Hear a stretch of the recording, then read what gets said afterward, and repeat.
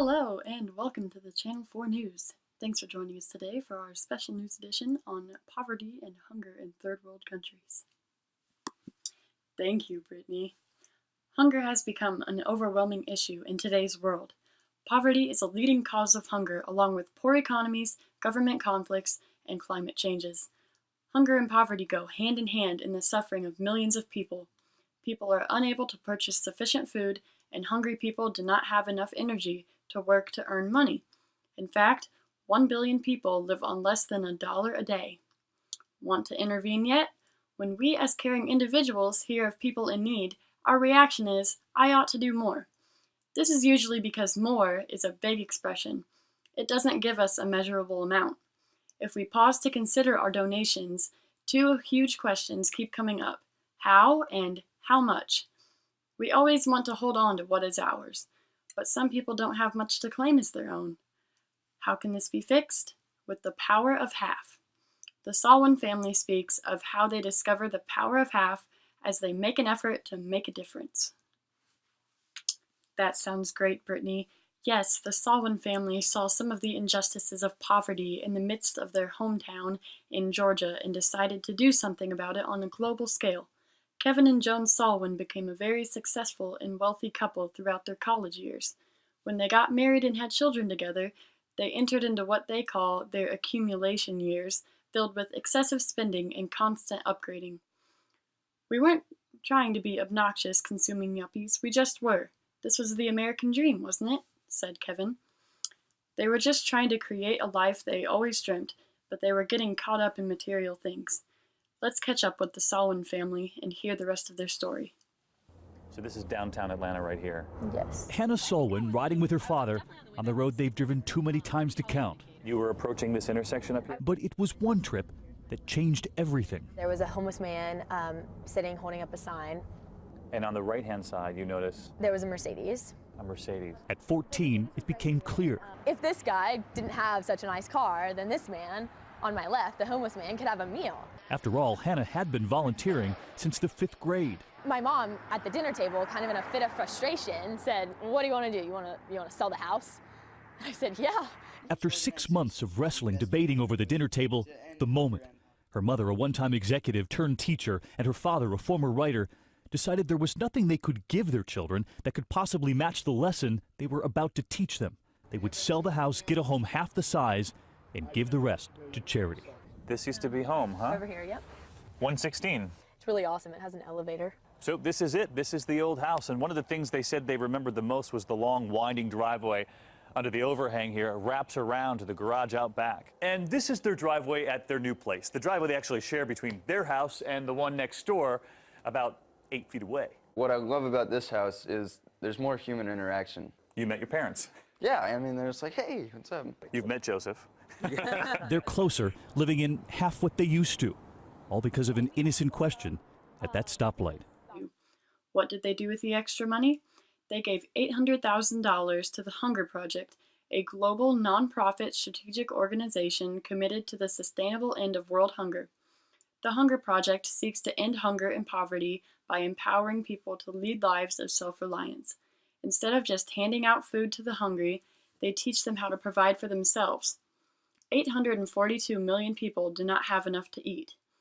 The Hunger Project seeks to completely eliminate this statistic, and they are doing the same for those suffering from thirst. 1.7 billion people lack access to clean water, more than twice as many suffering from hunger. There are many things that can be done to fix this issue, such as digging wells and teaching water conservation techniques. Again, they are trying to provide sustainable resources rather than temporary relief. Handing out goods indiscriminately could trigger an unexpected reaction. People living in desperation swarm at the offering of free goods to meet their needs. The Salwins chose Ghana specifically as their destination of assistance. Imagine your family living in a one-room house made of mud with no running water or electricity. These are the standards of living in Eastern Africa, much different from those here in the United States.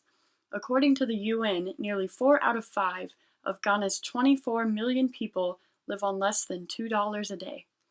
It's a poverty-stricken, underdeveloped area that depends on outdated farming tools and small crop yields. Article 25 of the Universal Declaration of Human Rights states that everyone has the right to a standard of living adequate for the health and well-being of himself and of his family, including food, clothing, housing and medical care, and necessary social services, and the right to security in the event of unemployment, sickness, disability, widowhood, old age, or other lack of livelihood in circumstances beyond his control. Most of these standards are not met in the villages of Ghana, which is why the Hunger Project builds epicenters, or dynamic centers where communities are mobilized for action to meet their basic needs. There are 49 alone in Ghana, providing healthcare, education, clean water and sanitation, and a sense of community. We will be right back after this message from the Hunger Project.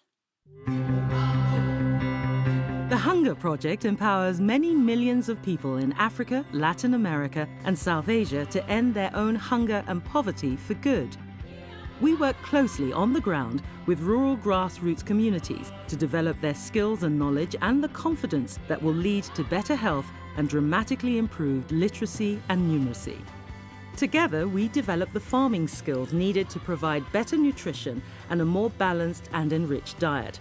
This also increases the amount of food produced so that supplies can be stored for times when crops fail and surplus produce sold to generate income.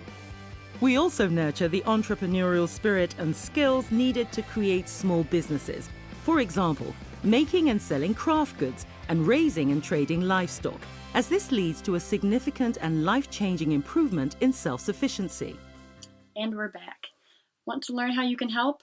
You don't have to sell your house like the Salwins, and you don't have to give away half of everything you own. In a world where we often have excess, what would happen if we all just chose one thing in our lives that we have enough of and gave away half? If you are interested in the Hunger Project, visit their website at www.dhp.org to make a donation or volunteer for a project. And remember, never accept things as they are when we have the chance to improve them.